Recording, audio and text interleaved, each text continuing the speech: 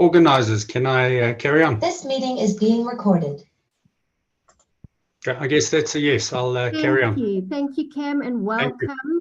And we look forward to a bit of Lojong on a Tuesday evening instead of a Thursday. So good. Thanks, Nadine. Great. So the teachings of Lojong are a set of teachings that are very close to my heart. It's been about 17 years since I was introduced to them by Rob Nan. And while we've been participating in groups for the last 17 years, I've never had the opportunity to give an introduction. So for tonight, what I'm going to try to do is break it down into two sections. And there are some mechanics behind Lojong. It's called the 7 points of mind training because there are 7 points and it's good to know what they are. But for me, the heart of the Lojong practice is the heart. It's an open heart practice. It's a compassion practice. So I'm presented a couple of slides to get through the mechanics and the lists. In Buddhism, there's always lists. So we'll go through those. Let's see how we do for time, and then we'll go into hopefully more of an open discussion. So what I'm going to do is pull this up.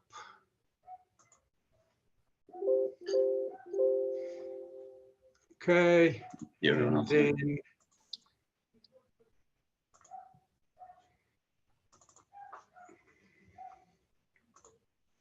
share that, and just doing a spot check. Can you see a circle, a few green circles and blue circles? Great. So we're going to start off. Thank you. Thanks for the thumbs up. So what we have in Lojong is, loosely translated, Lojong is mind training. And the sequence of mind training teachings we're focusing on tonight is broken into 7 points. So it's called typically the 7 points of mind training. For me, one of the key points of this, and welcome to the people joining our Kaju groups for the first time, and welcome to those getting an introduction to Lojong for the first time. The important thing for me, one of the really, really critical things, is that Lojong is about starting where you are. I don't have to be a monk. I don't have to have 16 years of Buddhist practice behind me and understand Tibetan. One of my favorite Dharma cartoons is this one. And you can just change the word Stanley with Cameron there. And Cameron was deeply disappointed when high in the Tibetan mountains, he finally found his true self. And I spend most of my life in the corporate world. Fortunately, I don't have to wear a suit and tie, but I spend most of my life in the corporate world. And I need a practice that's going to work for me in my environment. I don't get to spend 3 or 4 hours a day. I'll tell you a little bit more about me on the second or third slide and a busy schedule that I do try and maintain. But there's a book by Pema Chodron called Start Where You Are. And the whole concept of that book is, if I'm an angry person, Lojong is right for me. If I'm a lustful person, Lojong is right for me. If I'm a distracted person, whatever is going on in my life is perfect material for the Lojong teachings. That was the real appeal to me in the beginning. And if we move beyond that a little bit, I've put this up because I think it's important. There's a lot of material to digest, and we can just look through it together. There, the key thing is it's about wisdom and skillful of Buddhism and how we can put it into action. They make it, these 59 slogans that we'll get onto really make it real for me. There's pretty much a slogan for anything that comes up in my day if I'm aware enough to use them. And formal practice is required. Some of the meditation or some of the Lojong retreats I've listened to, they say this is an intermediary practice and it is recommended that we have some sort of meditation practice before we embark on Lojong. So there's definitely formal practice needed, some form of mind training, some form of sitting meditation, but the rest of the day. You know, I recently listened to Tai Situpa teach on Lojong, and in that retreat he says, so for the time we're not on the mat, and he kind of jokes and says, that means for all of you out there, the 23.5 hours you're not on the mat, what are you doing about your Buddhist practice? And that's really what it's about. What am I doing about integrating these Buddhist practices in my life? this note I've put in is I have selective hearing. So whenever I listen to teachings, I listen to whether these teachers recommend Lojong or not. And there I've listened to the Karmapa covered it at one of the Monlams. The Dalai Lama's covered Lojong a number of times. Jamgon Control is one of the basic texts, is his commentary on Lojong. Chogyon Trungpa, I see my spelling mistake there, Chogyon Trungpa. Lama Sondru gave a retreat, which Karen, who's with us, was lucky enough to attend in Spain. And for me, the introduction came from Rob Nen many years ago. And I'll probably repeat the word Pema Chodron or the name Pema Chodron a number of times because she really makes these teachings accessible. There is some very complex Tibetan Buddhism encompassed in Lojong, but at the heart of it, it really is an accessible practice. And I made a note there for those new to Buddhism completely. We're told that there's 84,000 teachings that Buddha gave us. And what Lojong does is gives me a compendium or a collection of teachings that encompasses everything I need in a single set of teachings. So I don't have to jump around. When I first got involved in Buddhism 22 years ago, I really was flittering around, almost like like a bird on all the different teachings, trying to understand where it fits, how it fits. Is this going to work for me? Does it benefit me? And what Lojong eventually gave me what Lojong gives me is a series of teachings that covers everything I need for my Dharma practice. So of the 84,000 teachings, I believe they are all encompassed in here.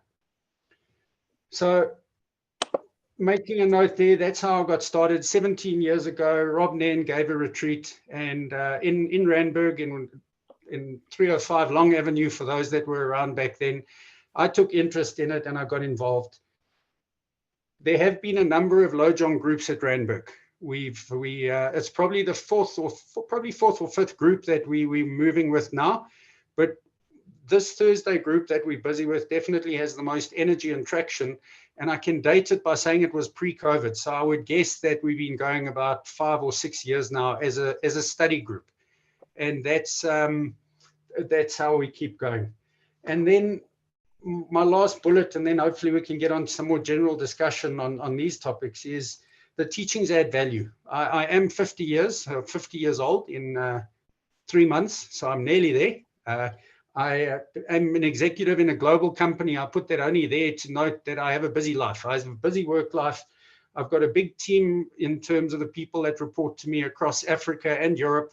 It's busy, it's stressed. To add to that, just for fun, I've got 2 teenage sons, and all the busyness and fun and drama that goes with that.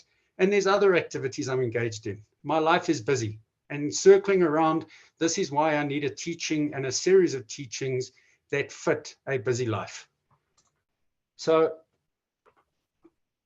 we're going to go on to, for me, what's really a critical topic to understand. And there'll definitely be time for questions. I'd just like to get through this material and then open up. So bodhicitta is a term that we hear very often. And a joke just came to mind. One Rob told many years ago, where one of his friends new to Buddhism went on a retreat. And Rob called him the following week and said, what was it all about? And his friend said it was wonderful, but the one thing I don't understand is why they were talking about this cheetah all the time. And that's for me what came to my mind when I see the phrase bodhicitta. So I've broken down some important points there, and no one's getting tested. No one needs to remember this. But Lojong is a practice of awakening the heart and awakening the mind. The whole series of teachings are based on relative and ultimate bodhicitta. And if you look, and these definitions were taken straight from the Kaju website. I am very rigid and German and formal. So when I present anything, I need to reassure you that it's safe and it's authentic. Let's rather use the word authentic rather than safe. But bodhicitta is the awakened heart of enlightenment. That's really what it is. And in simple terms, ultimate bodhicitta is the ultimate truth and is the innate wisdom of the mind, which reveals all phenomena to be empty and without self-essence. And I'm guessing if we stopped here and we had a discussion for the next hour, we would hear 20 different views of what that means and what it translates to. But that is the official definition. And then if we move on to relative bodhicitta, it's the relative truth and is the compassion that flows from this wisdom in skillful response to the suffering of living beings. Those two truths, the relative and the ultimate, are at the center of all Lojong. And then I've quoted our very own Lama Yeshe, because we would often get engaged in many debates as the Lojong group about the relative and the ultimate and what's this. And maybe I was the instigator of saying, do I really understand ultimate as a beginner, and how can I begin to try even express it or explain it? And when I had a discussion with Lama Yeshe not that long ago, probably a year and a half or a year ago, he gave the statement, relative bodhicitta is the path, and ultimate bodhicitta is the realization of the path. And I hold that very close to me, because in working with relative bodhicitta, in working with this compassionate outflow as a result of the wisdom, as a skillful response to the suffering of living beings, when I'm working with that, that is the ground, that is the work that's being done for me to come closer to the realization of ultimate bodhicitta. I can't wish myself into that state. I can't study myself into that state. It really is a practice around compassion. And there's wisdom that brings about the compassion. And it's a deep yearning to be of service, to be of use to other sentient beings. It goes much deeper than just sort of a frivolous, yes, let's have compassion and say a prayer for that person. And for me, that is at the heart of it. And if anyone is unclear on these, and I prefer really we don't go into discussions on ultimate, because I'm certainly not qualified to gauge if whatever anyone else says is right or if my ideas are right. So if anyone has a question around relative bodhicitta and where this compassion fits in or falls into the Buddhist practice, please ask now, or we can move further into the maxims.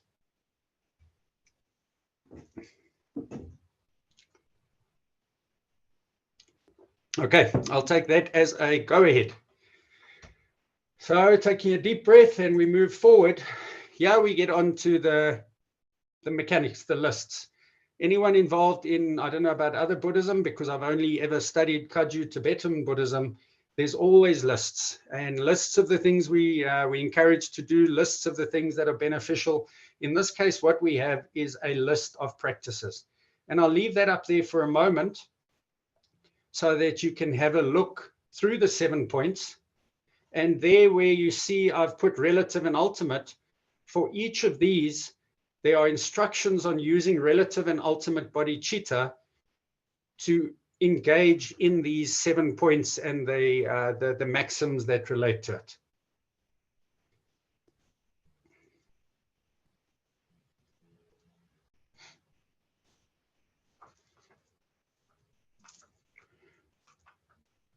Okay, what I'm going to do is go around the 7 and give a brief introduction. And then the next slide will show where the maxims, because when we hear of the 7 points, each of those points are broken down into a number of slogans or maxims. And the practical aspect of Lojong for me is, if we study and engage in these maxims, when situations come up in life, for me, I'll speak out of experience, not theory, when something happens to me in life, the maxim has a tendency to come up in my mind, and if I allow it, change my perspective and the way I engage with the situation. So if we go from 1 through 7, preliminaries, I think, is quite straightforward. Most Tibetan practices have a preliminary practice. With Lojong, there's a version of Guru Yoga. Now, for those not familiar at all, it's not a topic I plan on covering in detail tonight, but this for me is one of the points. For those who are more seasoned practitioners, this is one of the points that really separates Lojong within the Kagyu lineage from Lojong in other lineages. I've attended teachings from some other lineages, and the Guru Yoga simply isn't there. So before this, we did the deity practice with visualizations. Guru Yoga is a Vajrayana visualization where we visualize whatever we perceive as enlightened compassion. If we have a guru, if not a pure ball of compassionate light, we visualize it above our heads, and there's a visualization where we bring it into our heart center. And unlike some of the other Kaju practices or Vajrayana, we don't dissolve at the end of the practice. We leave this compassionate light at our heart center. And when we move on to the formal practice of Tonglen, which is in step 2, moving on to the formal practice, there's a practice of sending and taking we'll go on to in a little while, where what we're doing is we're taking on the suffering of others, purifying it in our heart center where we've done the Guru Yoga, and giving out whatever we believe may be of benefit in that practice, in that situation. So there's a whole lot. I mean, after 17 years, there's a whole lot in my mind. If anything gets confusing, please let me know, because as I start on one sentence, it leads to another. So let's jump back to preliminaries for a moment. Guru Yoga, I've tried to explain. The 4 contemplations are the four ordinary foundations: precious human birth, impermanence and death, karma, and the suffering of samsara. So right here at the beginning of Lojong, we've got the preliminaries that we are told are critical to any Buddhist practice. So already here's bringing in what is used in Nondro, what is used in most other Tibetan Buddhist practices. So the preliminaries made up of Guru Yoga and the 4 contemplations. The formal practice, the main relative practice within the formal practice is Tonglen, as I said, a practice of sending and taking. And this sending and taking is a means of generating compassion in a situation. So we'll cover a bit more of that as we move into the maxims. And then the one that really makes this so accessible for me is using adversity as the path. And I don't think that needs much more of a description, because it is a very descriptive heading that. If something comes up, I mean, there's some maxims that come to my mind. Whichever of the 2 occurs, be patient, which when something comes up that I really don't enjoy during the day is a reminder to me to be patient, regardless of whether I want it or not. So it's that sort of thing. There's another wonderful maxim called be grateful to everyone. And in South Africa, that means we're grateful to taxi drivers that cut us off. We're grateful to whoever may spark some aversion in our lives. And for those sitting in other countries around the world, whatever's there, the political situations, whatever creeps into my mind and gets me either attached to something or averse to something, then this is the maxim where I get reminded whatever is happening here, I can use as material for the Buddhist path that I try and walk along. There again, there's relative and ultimate maxims, and we'll go into a couple of those in more detail. Then the lifetime summary is 5 specific practices, the four powers, I think. It's the specific practices, very specific to Tibetan Buddhism, and I'm not covering those too much this evening, but they are there, and there's some very specific instructions for how to practice Lojong at the time of death. So within life, we're given instructions when anything's happening around. Let's use these teachings in this way. And at death, there's a very specific series of instructions.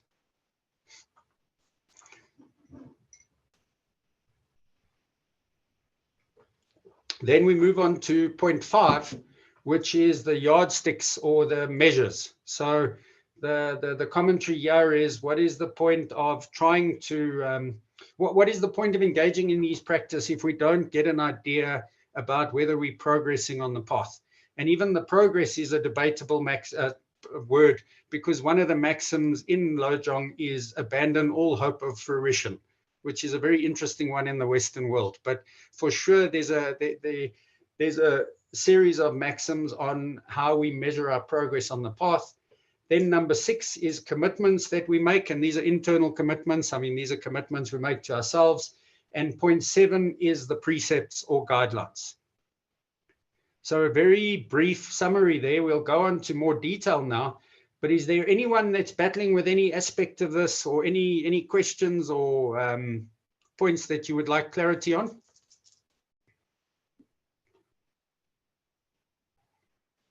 No, I'll take that as hopefully it's making sense for now. Yeah. Just one question. Even you said you're not going to go deep into it, but this lifetime summary, is that a daily thing? Yep, the idea yeah, is okay. what with Lojong, it's all of the, thank you for the question, with Lojong, everything is daily. The idea is that we integrate it, you know, in formal practice. I'm going to jump back there, but to explain your question around the lifetime summary. Within formal practice, there's a maxim, regard all phenomena as dreams, which is our instruction when we're off the meditation mat. Let's at least keep some awareness of the impermanence of things.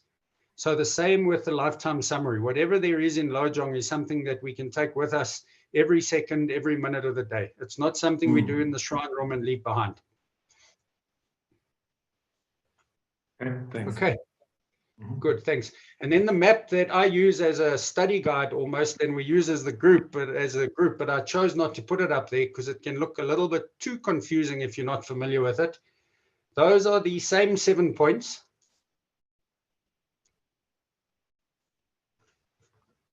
And each teacher, or it's common for teachers to have different translations. So yeah, they've called it 2 bodhicittas instead of formal practice, adversity of a path, lifetime summary, gauges of success, commitments, and precepts. And these 7 points are broken down into the 59 slogans. And the word maxim is probably more suitable. And I see in my wisdom, let me just get out of that quickly and delete these. I was going to try and present with this one and then decided it would just be too complicated. So there you can see the first 6 maxims as well. Is the text large enough for most people to read? Yep.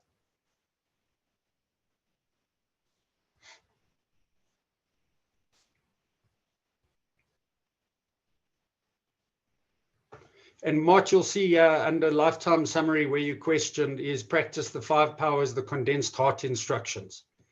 So maybe we can go through that maxim. I certainly haven't prepared anything on all 59 maxims because we'd be here for a little while. But if we get the gap, let's see how timing goes. We can look at that just as one example of how we integrate these into our lives.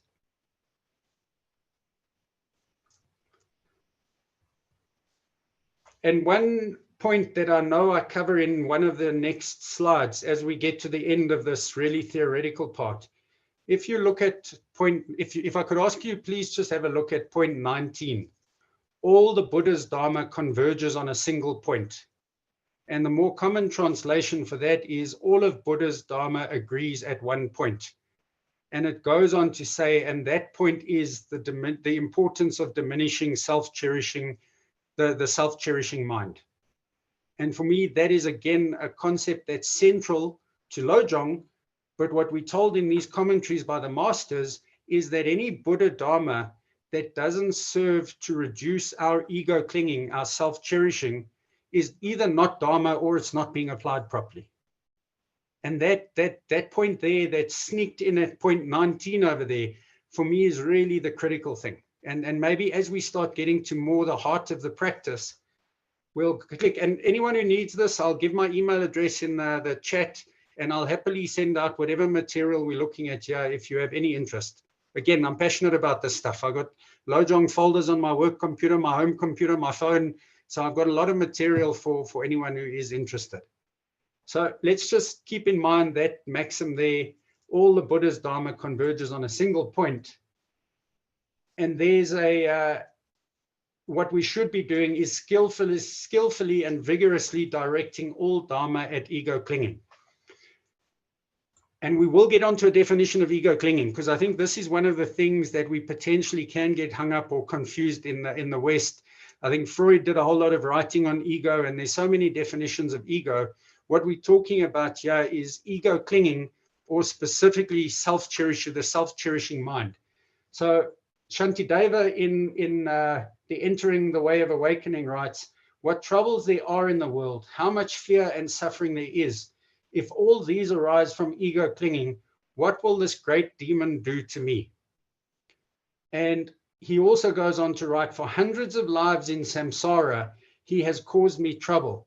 Now I recollect all my grudges and shall destroy you, you selfish mind. And I mean, I've studied some Dharma over the last couple of decades, And this is probably the most aggressive language that I see anyway. It often comes down to destroying, shattering, but the idea is that my ego-clinging mind is at the center of all my suffering. There's other quotes that state very, very clearly, where there is a lot of suffering, there is a lot of self-cherishing. And that comes back to the yardsticks in the 7 points. The more I'm suffering, the more I am focused on myself and my own needs, the more I tend to suffer. And that's a key point. So what we're going to do here, and this is just one definition of self-cherishing, and it's quite a bit. I will read it in case anyone there can't read it on their screens because it's not large enough. Self-cherishing is our mind thinking I am important while neglecting others. It is defined as a mind that considers oneself to be supremely important and precious, and that develops from the appearance of a true existence of the self. Since we regard ourself or I as so very precious and important, we exaggerate our own good qualities and develop an inflated view of ourselves. Almost anything can serve as a basis for this arrogant mind, such as our looks, possessions, knowledge, experience, or status. So the simplest way I think of self-cherishing in my life is I don't think a lot of myself, but I do think about myself a lot. And that's, because when I came in here, I thought, but I don't really think that much of myself. What's all this around self-cherishing? But it's about how much time am I sitting thinking of myself? And Pema Chodron, in her teachings, talks about Lojong being a spacious practice, about creating space around whatever's going on. And my experience 100% of the time, when I'm getting engaged in self, when I'm going into real self-cherishing in any way, that all contracts around me. And the more it contracts, the more I experience the suffering. So I don't think a lot of myself, but I do think about myself a lot. That's kind of the aim of what we're talking about here. And worth just pausing on this slide and asking, please, if there are questions, I believe we'll do fine with time. And if there are any questions, this is less of a detailed Tibetan concept and just really for me about the view of Buddhism as opposed to the mechanics of Buddhism, that selfishness and self-cherishing is what causes my suffering.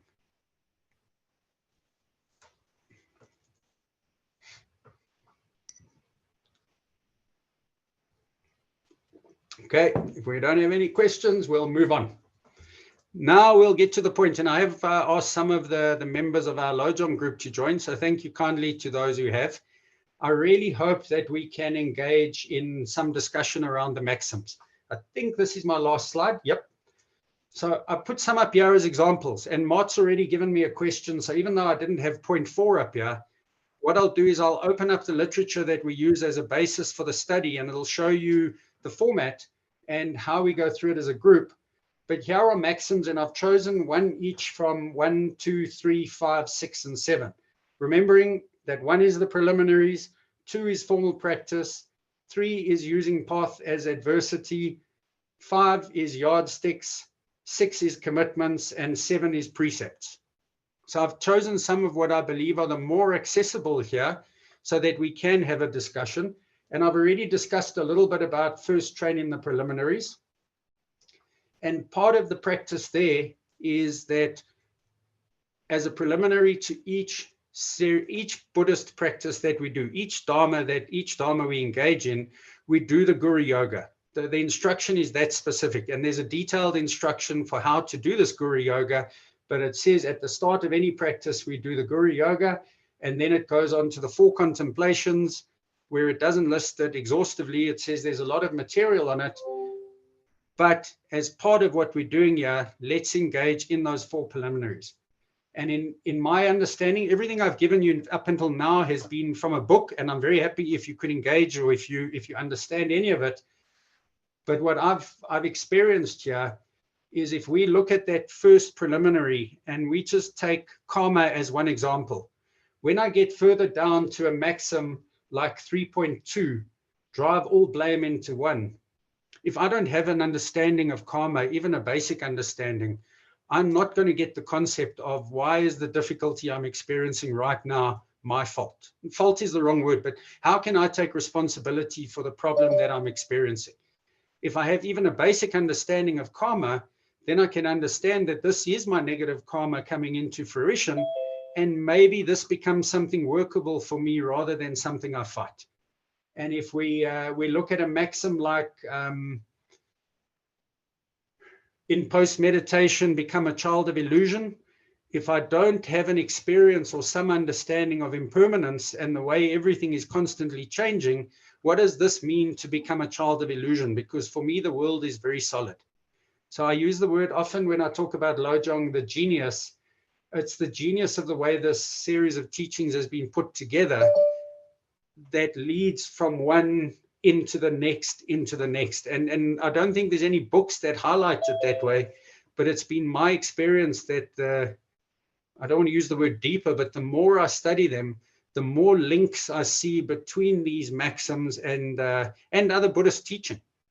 I mean, if we look with that, all Dharma agrees at one point, the commentary very, very specifically comments on Hinayana, Mahayana, and Vajrayana, and gives the different aspects that talk about self-cherishing being diminished.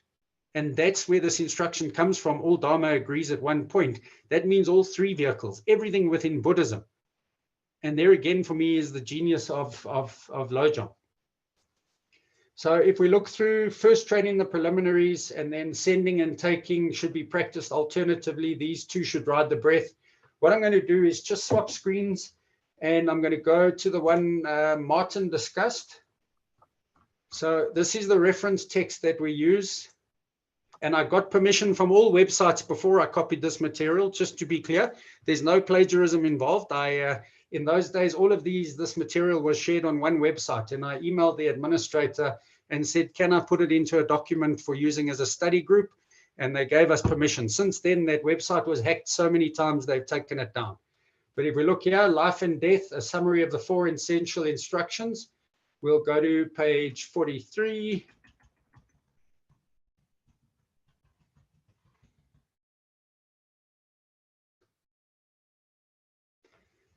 And this will serve two purposes, give you a flavor for what we're studying and also show you the format. So there we go. There's only one in this in point 4. And then what we have here is commentaries. If we go back to the first slide, and I remember it, but you may not. I mentioned Jamgon Control, Pema Chodron, the Karmapa. They've all given commentaries on these 59 slogans. And what we use as a group is various commentaries on these maxims. And we read them as a group, we take them away for the week, and then the following week we come back and we discuss how did we integrate it into our lives and did it make a difference. So just looking, Mart, we're going to go through that point there. The 5 forces summarize the crucial points of all practice and in a single phrase contain profound key instructions. First is the force of impetus, to give a strong impetus to the mind by thinking from this moment until enlightenment, at least from now until I die, and especially for the next year and month, and definitely from today until tomorrow, the 2 aspects of bodhicitta will never be absent from my mind. And then I'm going to jump around between maxims because that's how my mind works. There's another maxim that goes at the beginning, at the end, there is an instruction, and that instruction is to set the intention or the impetus to maintain this bodhicitta throughout the day. And then we retire at night, we do an inventory of our day, and we see how we've done. And the idea isn't to take out a big stick, but to say, I fell short here, here, and here. Tomorrow, may I do better. So we set the intention in the morning, call it a vow if you would like. And then in the evening, we assess, how did the day go? Was I able to integrate it? And for me, maybe more importantly, how focused on myself was I? Because if all Dharma agrees at one point, and that point is to reduce self-cherishing, then that impetus that I had to keep ultimate and relative bodhicitta, did I focus less or more on myself? So that's some of and we won't read through all of this, but the second is the force of familiarization. Whatever kind of activity we are engaging in, we must train again and again in keeping the 2 aspects of bodhicitta ever in mind. just this encouragement that throughout the day, whatever we're doing, and I like what it says there, even engaging in non-virtuous actions, because I'm going to assume I'm going to engage in some non-virtuous actions each day. The idea is, even during that process, to keep these teachings close to me. Third is the force of virtuous seeds. Always focus your full energy on planting virtuous seeds. This repudiation is a very, there's interesting translations on this one. And the translation that I really enjoy is this idea of wearing away. So what this is about is this commitment to consistently wear away at ego cherishing, because it's not something I hope or pray away. It's day by day, continually wearing away at ego cherishing. And then the fifth force is the force of aspiration. So that's Jamgon control. We're not going any further in any of the others, but here are then the instructions of what we do at death using those same forces. And then we move on to Pema Chodron, talking about the five instructions, or the five strengths. And what I've experienced is, when I'm part of the group on a Thursday night, there is further integration of these readings into my mind for the following week. Even if I read them on my own the next day, somehow it doesn't sink in quite as deeply. So what I would like to do now, and please, again, questions at any time. I'm through the formal part of the presentation. We can go through as many or as few maxims as we have time for. No one, there's no one prescribing that we need to carry on until 9. And there went my second monitor, because power load shedding just happened. So you might be seeing my screen, but I'm not. If you can just give me a moment to sort out my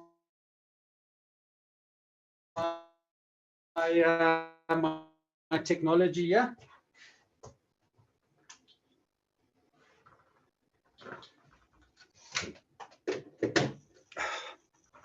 And there was light.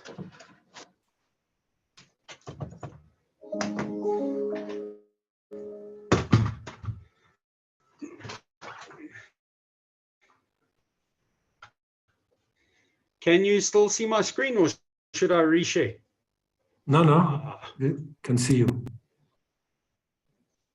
Okay, great, because everyone's frozen on my screen, but that's just the network as load shedding kicked in. Mart, you still good? Can you still hear me? Yep, absolutely. Okay, great. So what I'm going to do is just go back to my list for a moment, give everyone time to think if there's questions. And 2.7, I think, is really key to the I'll say that about every maxim or every slogan I go into. But next we'll look at 2.7 and 3.2. And this is again where the real heart of the practice comes in. So let's go up to 2.7.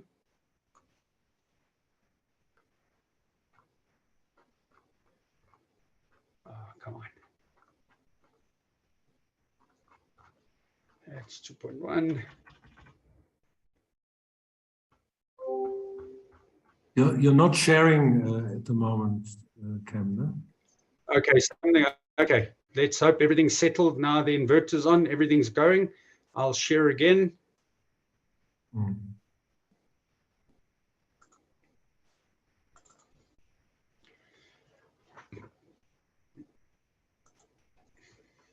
And we'll wonder if anyone's unfortunate enough in Europe or America to watch this and hear this load shedding, they wouldn't really know what we were talking about, I guess, but that's okay. So 2.7, when I repeat over and over that for me, this is a practice that we take everywhere. Let's just look at the Jamgon control, because he always puts it very precisely. The 3 poisons continually arise in connection with 3 objects. Compulsive attachment arises for objects that are pleasant or useful. Aversion arises for objects that are unpleasant or harmful. And stupidity or indifference for other objects. Recognize these poisons as soon as they arise. Then, for example, when attachment arises, think, may every bit of every sentient being's attachments be contained in this attachment of mine.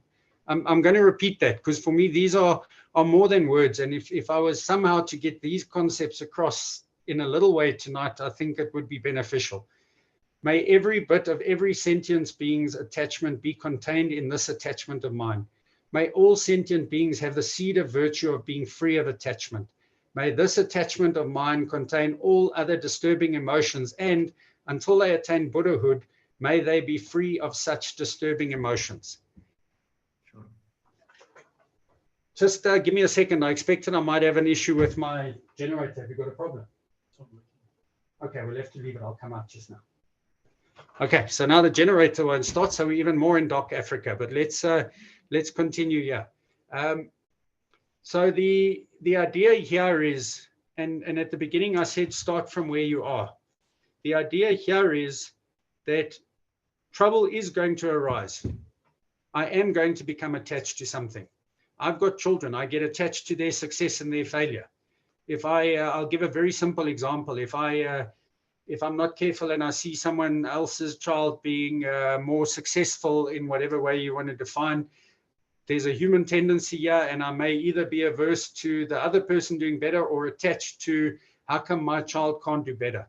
And in that moment, if I'm practicing here, I can think of every other parent sitting in every other continent on the earth suffering as a result of this attachment. And I can think at that point, may all of their attachment be contained in this attachment of mine. And here I'm going to go a little away from the text and give my personal experience with it.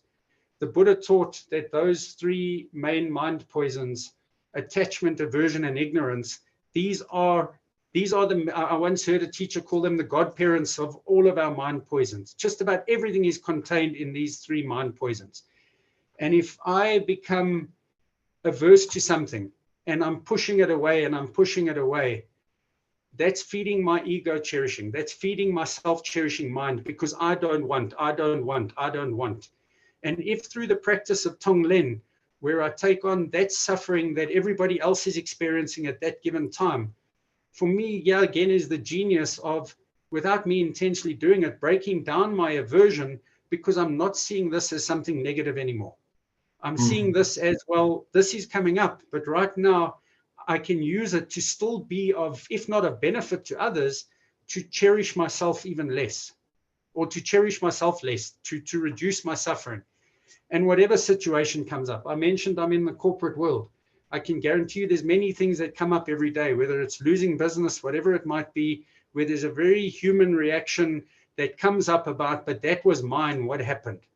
And in that moment, to think of every person, whether it's in business, wherever it is, experiencing that sense of loss and that sense of being deprived of something, if I allow it, I can make friends with it. And that's why if we look, there are three objects, whatever these three objects externally to us, it doesn't really matter.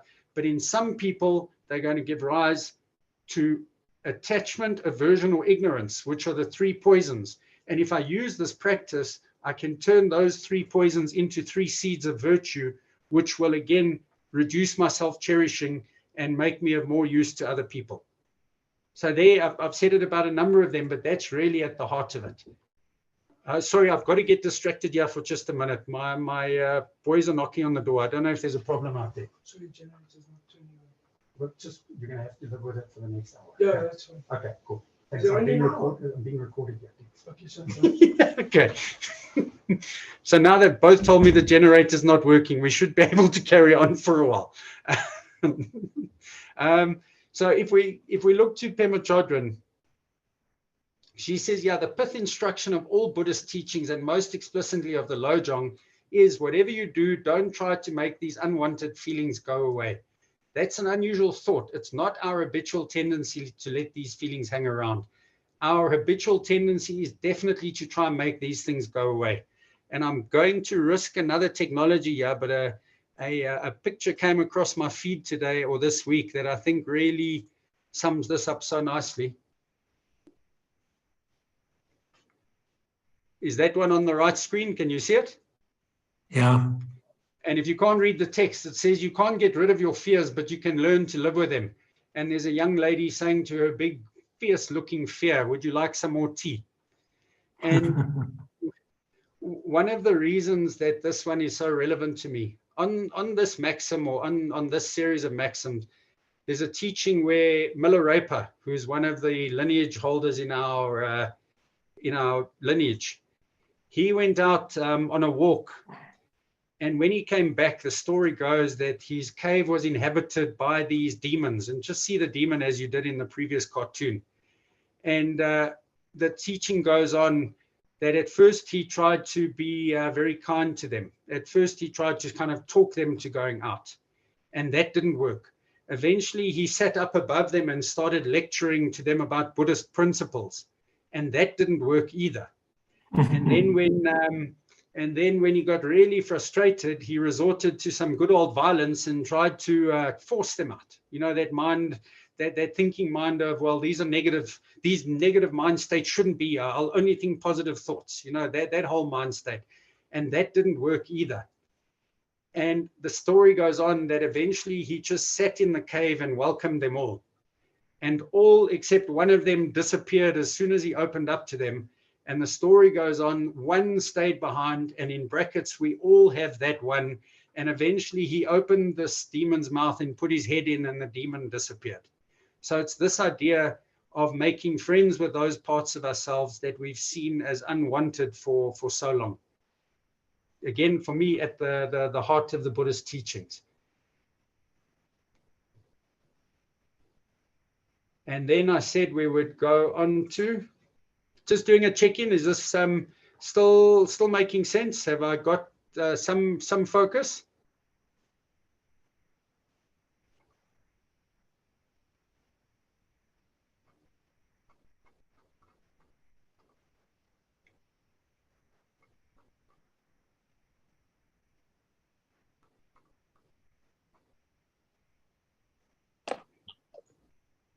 Thanks, Cam. You're making sense. We're enjoying it. Am I, Dave?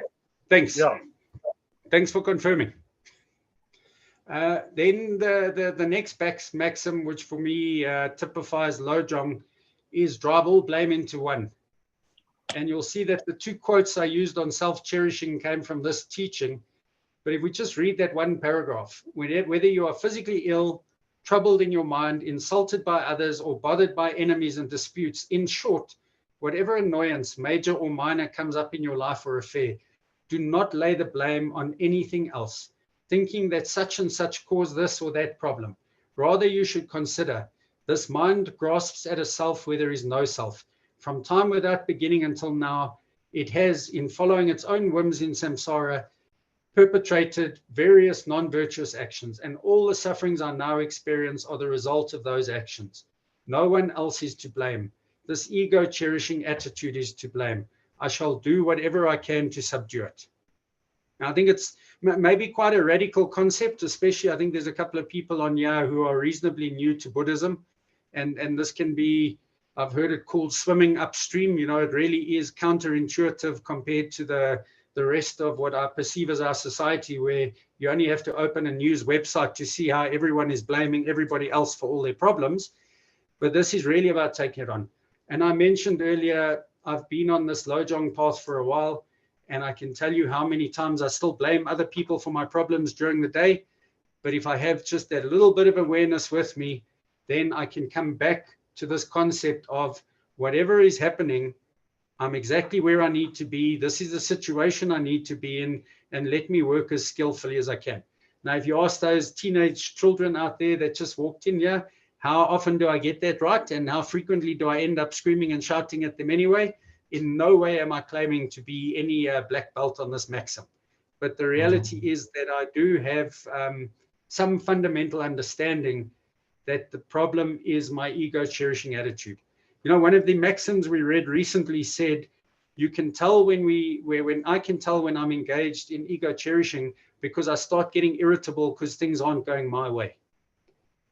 And for me, that's clear. If I just gauge during the day, if the robots are red and I'm frustrated, or if that person at work who I know is always a problem on that day, and I'm getting frustrated and irritable, it's all a normal reaction. But that's when I can get reminded to bring in this maxim, which really takes me back to the teachings on karma. Ken? Yes. I think what I'm just picking up, or what just comes to mind while you're talking about all this, is you were talking about the genius of all these teachings, right? So I'm a world champion in beating myself up. Yeah. So, and I think if you don't look at this teaching in a full way and in what it all contains, you could easily slip into that when you read this paragraph. But then somewhere else it says this is all about compassion, right? And it's bodhicitta. So I think it's so important that we bring all this somewhat together, right? Martin, absolutely. And I've seen with our group, when someone joins and we're on one of these maxims and it's kind of taken out of context, it can really be seen as, well, out there I'm feeling like a doormat all the time, and now I come in here and you say I must be a doormat because everything's my fault. And it's really easy to misinterpret that way. And that's where the Tonglen, the heart of compassion. I'm not going to pull that picture up again, but it's not about, when we are applying this, it's not about beating myself up because I'm there again or I've done it. It's about compassionately understanding that this is what's going on. And at that moment, here comes that slogan start, or that maxim, start where you are, is at that moment, I can think of every other person that's in the same situation beating themselves up because they've made the problem with the best intentions. And that's the way I can dissolve the situation and make it less solid. Yeah. But it needs the context. This is about compassion for all sentient beings. And I've heard it often said, compassion for all sentient beings. I am one of those sentient beings that's included in all sentient beings. So it really is key, Mark. Thanks for raising that point. This is not about further taking on of, well, it's always been that way. Look, I'm still messing up. There's a maxim. It's actually the one we're busy with this week, which is of the two witnesses, trust the principal one. I'll say that again. Of the two witnesses, trust the principal one. And what that maxim is saying is the world around me can look at me and see that I'm quite a caring and compassionate guy. I even do some Buddhist stuff, and I maybe give to charities. But what do I see? What is the truth that I see in myself? And I think that's really key to what we're saying here. It's not about what the rest of the world thinks. It's about becoming more compassionate in our view of ourselves. It's still about examining and working towards less ego cherishing, but it's also about being compassionate in the way that we view ourselves. And that compassionate, and Pema Chodron even there, because Mart, we can go to the flip side there of what I've heard some teachers call idiot compassion, because now we're being compassionate. Let's just accept everything everyone's doing.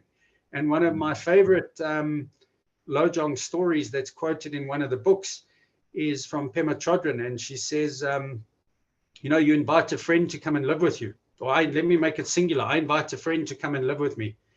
And it's all going okay for the first week. And the second week, he starts digging through my things and starts making a mess. And I think, hey, but I'm a Buddhist. I'm a compassionate guy. This is all okay.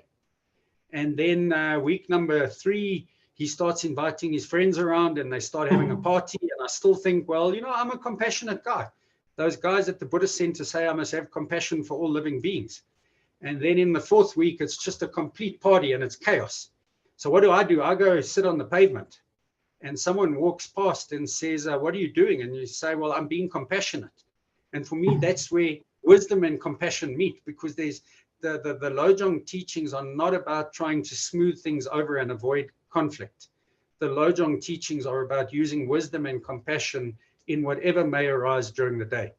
So there's this idea of the compassion, but it's also skillfully working with it. Yeah.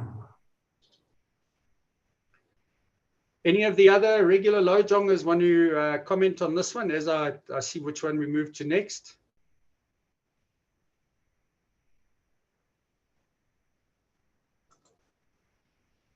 Nope. Okay, then we'll move on to an even more popular one, which is be grateful to everyone, which is the next one.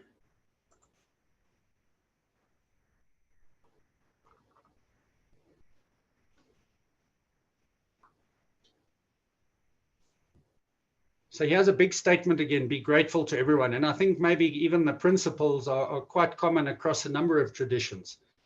Work on taking and sending with these considerations in mind. And that taking and sending is Tonglen. Work on taking and sending with these considerations in mind. In general, all methods for attaining Buddhahood rely on sentient beings. Therefore, to the individual who wishes to awaken, sentient beings are as worthy of gratitude as Buddhas. Specifically, all sentient beings are worthy of gratitude, since there is not one who has not been my parent.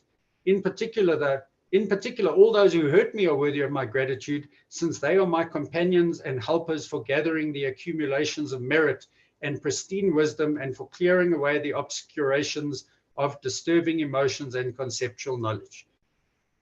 So there's a lot to take in there. And I'm going to tell one more Lojong story. And as we go through these maxims, I remember them. One of the founders of Lojong, so this is centuries ago, when he was going to take the teachings across to Tibet, he had heard that the Tibetans were very kind people. So he was moving there, and he thought, now how am I going to practice if all of these people are kind and considerate? Because if I get there, there's going to be no one pressing my buttons, and that's my word, no one pushing my triggers. And he had a Bengali tea boy who was very frustrating. So very frustrating for him. So what he decided to do was to take his Bengali tea boy with him to Tibet, because that way he knew that he would have someone who would constantly point out his blind spots. And then the story goes on that when he got to Tibet, he realized he need not have taken his Bengali tea boy.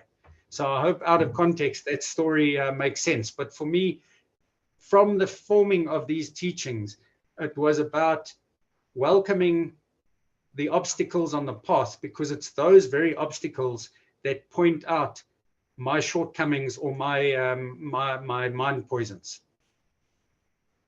Yeah.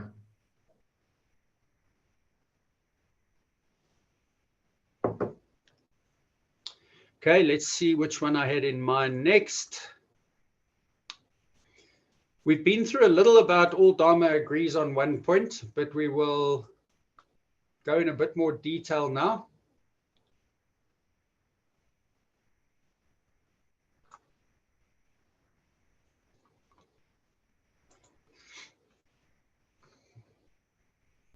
And even though this is Lojong on a Tuesday, it feels more like Lojong on a Thursday because we're reading maxims in a group. So welcome.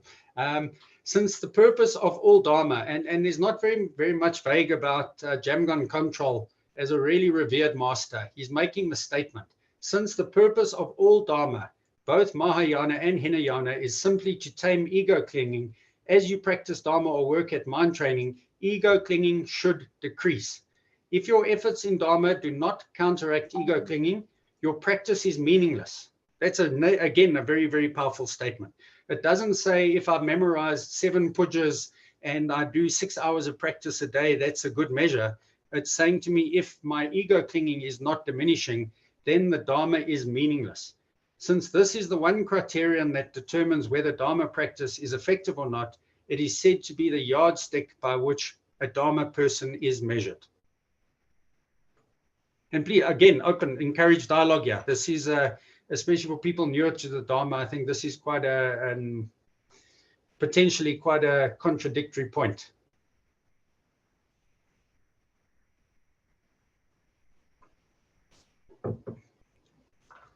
And if not, what I'll do is move on to Pema Chodron, because we've read a lot of Jamgon Control, and I noted at the beginning that Pema Chodron makes this much more accessible. And the point at which they agree is to let go of holding on to yourself. That's the way of becoming at home in the world. Ego is not a sin. Ego is not something to get rid of. Ego is something you can come to know that you befriend by not acting out or repressing all the feelings that you feel. Ego is like a room of your own, a room with a view, with a temperature, the smells, and the music that you like.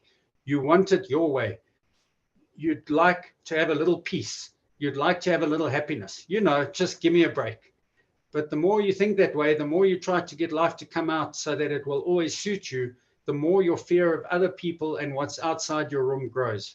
Rather than becoming more relaxed, you start pulling down the shades and locking the door. You become touchier, more fearful, more irritable than ever. The more you just try to get it your way, the less you feel at home. To begin to develop compassion for yourself and others, you have to unlock the door. You don't open it yet because you have to work with your fear that somebody you don't like might come in. Then as you begin to relax and befriend these feelings, you begin to open it. Sure enough, in come the music and the smells that you don't like. Sure enough, someone puts a foot in and tells you that you should have a different religion or vote for someone you don't like or give a little money that you don't want to give. Now you begin to relate with those feelings. You develop some compassion, connecting with the soft spot. It helps to realize that the Nelson Mandelas and Mother Teresa's of the world also know how it feels to be in a small room with the windows and doors closed. They also know anger and jealousy and loneliness. They're people who made friends with themselves and therefore made friends with the world. There's to your point, Mart. It's not about further degrading or taking it out on myself. It's about making friends with myself and in doing so, making friends with the world. They're people who develop the bravery to be able to relate to the shaky, tender, fearful feelings in their own hearts and therefore are no longer afraid of those feelings when they are triggered by the outside world. When you begin to practice in this way, you're so honest about what you're feeling that it begins to create a feeling of understanding other people as well. We become part of a people who have cultivated their bravery throughout history. People who, against enormous odds, have stayed open to great difficulties and painful situations and transformed them into the path of awakening. We will fall flat on our faces again and again. We will continue to feel inadequate, and we can use these experiences to wake us up just as they did. The Lojong teachings give us the means to connect with the power of our lineage, the lineage of gentle warriorship. Beautiful. Okay, and I don't see anyone falling asleep yet, so we'll carry on. I know it's late, and to sit this long and listen to one person. Let's move on to don't ponder others, which is again quite contrary to, I think, most social engagements.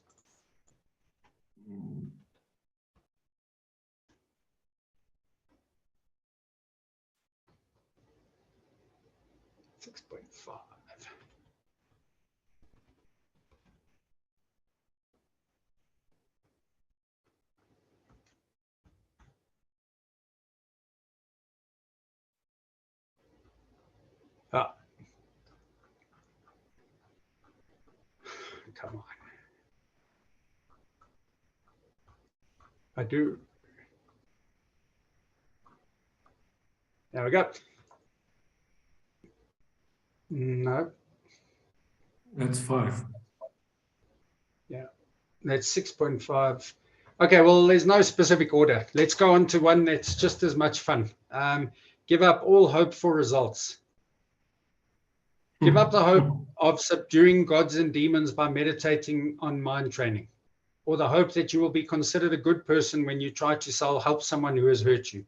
These are hypocritical attitudes. In a word, give up all hope for any result that concerns your own welfare, such as the desire for fame, respect, happiness, and comfort in this life, the happiness experienced in the human or God realms in future lives, or the attainment of nirvana for yourself. And I think even seasoned Buddhist practitioners may sit and sort of ponder, what's this about? So again, a bit of a warning here. This is my own experience of this maxim. If my aim is to reduce self-cherishing, and my hope and my achievement, in inverted commas, of achievement, or my achievements on the Dharma path are making me feel better or different to others, then all I'm doing is adding to my ego cherishing as opposed to reducing it. So for me, if I do this practice without hope of the fact that I will be happier tomorrow or I won't be happier tomorrow, I do the practice with the right intention, and I do it now for the purpose of reducing my ego cherishing. That's the most favorable attitude that I can bring into this practice. Yeah, Ken, that's one, that's also an interesting one for me, because I think it's important to see it, that this is really, it's got to do with inner energy, right? I mean, Yeah, as a businessman, I mean, I'm sure, you know, you're not going to go out to your salespeople and say, well, don't worry about the results, you know. Yeah. When you go out and or whatever, your sons are playing cricket, or, you know, as you said. So I think it's somehow, I mean, I haven't really finished thinking it through 100%, but so it's not like that. I don't go to the rugby in Ellis Park, and as I did on Saturday with clients, and I don't want South Africa to win. Yeah. But I'm not falling into deep depression when that not happens, right? Something like that. So Mark, you've hit the nail on the head there. That we read earlier about 3 poisons being attachment, aversion, and ignorance. And anything that I'm getting attached to becomes a poison. And if I'm attached to either signing that sales deal you mentioned or my team winning, and I've seen it, the more attached I am to any of those outcomes, when the outcome is not the way that I want it, I might not go into a deep depression, but I can definitely feel that the suffering is bigger. And for me, that's what we're talking about here. It's not getting attached to the result. It really is. And Pema Chodron talks about it. I don't think we've got time to read it all, and it might not even be in this maxim, but she talks about a soccer game. And she says, well, if you're playing a soccer game without rules and without a winner and a loser, the game's not going to be any fun. I mean, it's going to be people running around the field with no aim. But the Lojong teachings teach us to not become attached to that outcome. Yeah. And that's something, I mean, I remember, and some of my personal sharing again, I remember I stayed in a beautiful part of Cape Town. It's probably 15 years ago now. And I was going to go and close a deal. This was my deal. And I drove through beautiful winelands and farms, and the sun was coming up, and it was really spectacular on the way there. And I remember this feeling of openness and I went there, and the deal didn't go my way. And I can tell you that my drive back to Cape Town was not nearly as peaceful and open as my drive there. And that's kind of my yardstick. When I get too attached, that's what happens. You know, I heard Jamgon Control. No, not I heard Taisitu, His Eminence Taisitu, say if there was one Dharma song, and this is me quoting him, right? If there was one Western song that could be a Dharma song, it would be Let It Be. And he said he wasn't going to sing on the throne because he's not a very good singer. But if he listens to any song that encompasses, I think, what we're talking about here, it would be the Beatles song, Let It Be. And that's really just, for me, what this is about. You know, put in that effort. I'm paid to do a job, and I have an accountability as a parent. But if I'm practicing the Dharma, I will do the work, I will put in the effort, but I won't become attached to the result. And that's, again, I think back in my own life, that's my experience of where the suffering, whether it's in home life or in business life. Yeah. Okay, let's just go here quickly. And then we'll move on to 7.3, which is 2 activities, one at the beginning, one at the end. And really, because I think it's a practical instruction.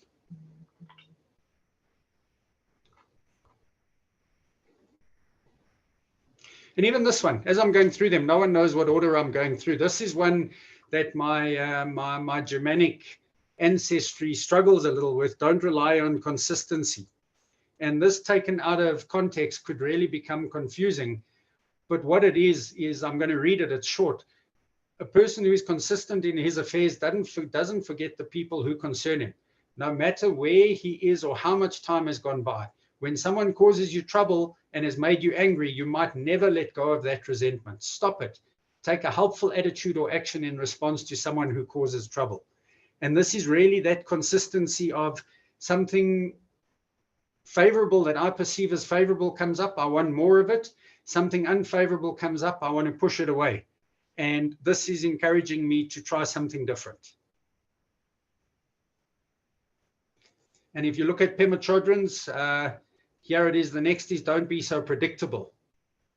It's getting to know how predictable we are. As everybody in the advertising world knows, they know exactly what to put on those billboards and those ads to make us want to buy their products. Even intelligent people like ourselves are sometimes magnetized by this propaganda. Predictably, we are 100% predictable in that if we don't like something, we'll run the other way. And if we do like it, we'll spend a lot of time trying to somehow eat it whole. If someone does something nice for you, you always remember it. And when you want to repay their kindness. But if someone hurts you, you remember it for the rest of your life. And you always want to get revenge in one way or another. That's the meaning of this Lojong. Don't be so predictable. Don't always react so predictably to pleasure and pain. Don't keep taking the wrong medicine for the illness. Mm.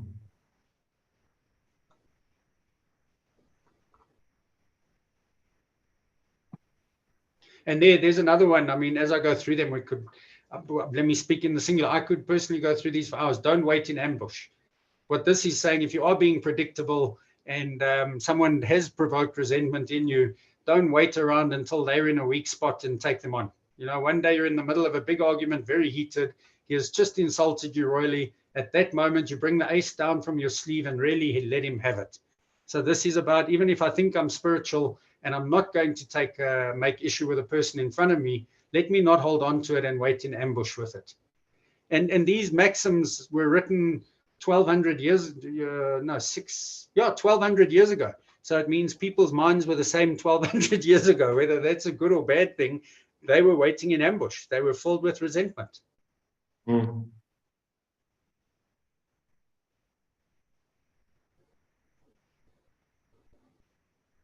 And there you'll see all the don'ts, and then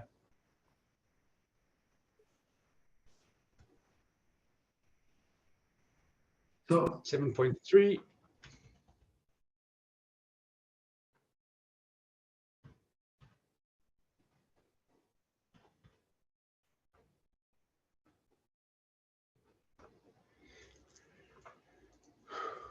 Okay, at the beginning and the end, two things to be done. At the beginning, let's read Pema Chodron on this one, or let's even go to, no, those are the only three who commented. So let's, Chugyan Trungpa. The point of this slogan is to begin and end each day with twofold bodhicitta. In the morning, you should remember bodhicitta and take the attitude of not separating yourself from it. And at the end of the day, you should examine what you have done. If you have not separated yourself from twofold bodhicitta, you should be delighted and vow to take the same attitude again the next day. And if you were separated from bodhicitta, you should vow to reconnect with it the next day. When you get up in the morning, as soon as you get up to start off your day, you promise yourself that you will work on twofold bodhicitta and develop a sense of gentleness towards yourself and others. You promise not to blame the world and other sentient beings and to take their pain on yourself. When you go to bed, you do the same thing. In that way, both your sleep and the day that follows are influenced by that commitment.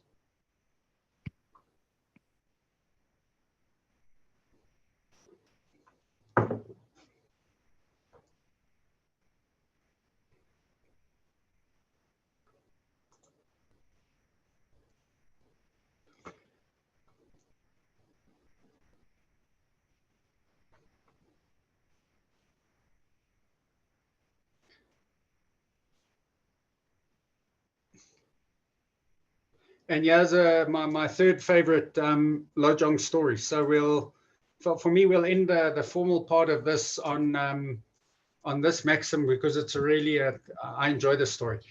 Today's slogans are instructions on how to communicate from the heart. The emphasis is on how to keep one's heart open for juiciness and richness of the big squeeze. One of the slogans is, whichever of the two occurs, be patient. Whatever it is, glorious or wretched, delightful or hateful, be patient. Patient means allowing things to unfold at their own speed rather than jumping in with your habitual response to either pain or pleasure. The real happiness that underlies both gloriousness and wretchedness often gets short-circuited by your jumping too fast into the same habitual pattern. Patience is not learned in safety. It is not learned when everything is harmonious and going well.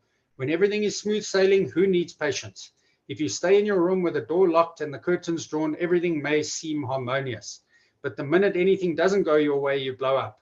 There is no cultivation of patience when your pattern is to try seek harmony and smooth everything out. Patience implies willingness to be alive and try to seek harmony. And here's how we move on to the story. A hermit well known for his austerity had been practicing in a cave for 20 years. An unconventional teacher named Patrul Rinpoche showed up at the cave, and the hermit humbly and sweetly welcomed him in. Patrul Rinpoche said, "Tell me, what have you been doing in here?" "I've been practicing the perfection of patience," the hermit answered. Putting his face very close to the hermit's face, Patrul Rinpoche said, "But a pair of old scoundrels like us, we don't care about patience really. We only do this to get everyone's admiration, right? We do this just to get people to think we are big shots, don't we?" And the hermit started getting irritated. But Patrul Rinpoche wouldn't stop. He just kept laughing and patting him on the back, saying, "Yep, we sure know how to do people, don't we? We really know. I'll bet they bring you a lot of gifts, don't they?" At this point, the hermit stood up and screamed, "Why do you come here? Why are you tormenting me? Go away and leave me in peace." And then Rinpoche said, "So now, where is your perfection of patience?" So that's the point. We can create the ideal situation in which we have a very high opinion of ourselves, but how do we do when it comes to the big squeeze? And maybe a good one to end off on, because that for me is, I started off by saying we practice this on the path. And that for me is a really good summary of how, when situations come up, we certainly don't need to invite challenging situations, but challenging situations will come up. And then how do we use them? And the teachings are very clear that we need fertilized ground. We need manured ground. There's even some choice words that are used in the teachings for what fertilizes ground. But the ground for our practice to take fruition is fertilized ground. It's not sterile. Everything is going my way. The world is just clean. It is the life where challenges are coming up, and we're bringing our practice to those challenges. Pema Chodron used the word "the big squeeze," and one of the teachings is very clear that at first we may need someone to give us a big hit on the back of the head to wake us up and say, "But hold on a minute, you're stuck in the same pattern." And then later on, it might be someone just saying, "Hey, hold on, what's going on?" And later on, the example that's used, it could be a curtain just blowing in the breeze. And that curtain distracting us enough is enough to bring our awareness back onto, this is how I should be dealing with a situation. So that's really it. If we don't have any questions or discussions, I'm very happy to end a little bit early. But I think I've said as much as will be useful for this evening. Ken, can I just maybe try and close a loop with also point 2 and how you do it with the Thursday group? So there is not the 59 slogans and they all belong somewhere and this and the other, but so how do you practice? I mean, is that a very formal thing, or you mentioned in the group that, or about the group, that you take a slogan and then you practice it for a week. The idea is that we keep all slogans as close to mind as often as possible. But it was Lama Yeshe and his wisdom who changed the format, because for many years before that, we would watch teachings, we would watch videos. There's hours and hundreds of hours of material on this topic. So we would sit and watch videos or read books or listen to audio, and then at the end of it, chat briefly and then leave, and that was it. And what he encouraged us to do is take one slogan a week with focus on the relative bodhicitta. And that's key. Okay. We look at the ultimate bodhicitta maxims, which I didn't even touch on tonight. We look at those, but we focus on the relative bodhicitta. And if, for example, it is all Dharma agrees at one point, we read through it as we've read through tonight, but we read through maybe 7 commentaries on that same maxim. So I think at the moment we've got seven commentaries we read. We read that, we have a short discussion on it, and then we take it away for the week and we come back and we say, so what was our experience with this? And the topics could be like, what we realized that self-cherishing wasn't only when we're prideful. It's also just thinking about myself and how poorly I'm doing at the moment and how everyone's against me, or just as one example. But we bring that experience into the group of saying, this is what happened. this is what the teachings meant to me on that given week. And I think the people who have been with a group for longer will often bring in other maxims that relate to it. So it is, I guess, a little bit difficult because you're taking a microscope and looking at one maxim, but at the same time, it's in the context of all 59 maxims. And I don't think there's many weeks go by where we don't refer to karma or impermanence or the sufferings of samsara, because all of those four foundations are really critical to the rest of the work that comes beyond it. Yeah. Okay. And Mark, what I encourage anyone who has an interest in this, if you reach out to me or Nadine, there's a lot of YouTube Pema Chodron teachings on it. There's a wonderful audio retreat called Awakening Compassion, in which Pema Chodron takes people through the more accessible slogans, the ones mainly I've been doing tonight. There's many, many books on it. I mean, you've seen, we've quoted Chugyan Trungpa, Pema Chodron, and I think what I've seen through the years is if this resonates with someone, it might be a bit uncomfortable at first, but they stick around long enough to get their teeth into it and say, okay, this works. But it is, and I guess anyone who's involved in other groups may have seen the same. Not every group appeals, or not every teaching appeals to every person, but when there's an interest in Lojong as a practical way of applying Buddhist teachings, then there's enough material to keep us busy for a lifetime. And for, let's say, newies, so if you do this every Thursday, I would imagine there's a full circle, but can one enter the group? Yeah, we can ask for comments from, if any of the newer people want to comment, I'll just say up front that what we try to do is, if anyone's going to join, I have a call with them during the week to explain the format and where we are in the teachings. Otherwise, it's going to be maybe a year and a half until they can join. I share the material with them to give some context, and then I can't comment as a new person entering the group because I'm not a new person, but we certainly do try and accommodate because these teachings can be engaged on many different levels. And it's one of the challenges that we've had. We can't wait until Maxim 1 to bring people in because that person might not even be around or connected to the center. So it is one of the challenges, but we've had a number of people join and stay over the last 3 or 4 months. So I think, again, anyone newer to the group, please comment, but it seems to be working. Cool.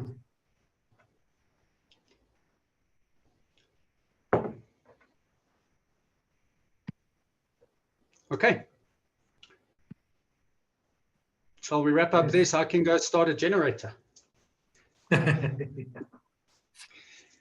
Someone else will lead the prayers, right? Yeah, it's only one short prayer, yeah. So Thank you very much, Ken, and thank you for everybody listening. And yeah, as every time we dedicate. So Mark, maybe if I could just add one comment. We've spoken a lot about sharing the merit of what we do. And for those where this is your first session, what we're doing here, if there's been any benefit any of us have gained through being here, we think of sharing it with those that aren't here and may not have access to similar wisdom. Not my wisdom, but the Dharma wisdom. Just this idea that whatever has been positively generated, we share it. Yeah, I'm not quite sure if it's my internet here. I may sound a little bit broken up, but because you did to me. But anyway, sonam di tamse dipani omne nyepe janam pamshe yega nachi pala chupa sipe sole jova show. Okay, so next week that I can announce to all that are still on will be Anilamo. Having said that, I think that's enough because everybody must come and will come anyway, hearing that it's Anilamo, but I don't know what she's talking about. I don't know what the subject. And then Melanie will be back. Yeah. Thanks. And anyone who wants more information, if you don't have my contact details, please reach out to Nadine. We'll share them. But there really is a lot of material that I'd be very happy to share. Thanks, Mart. Thanks.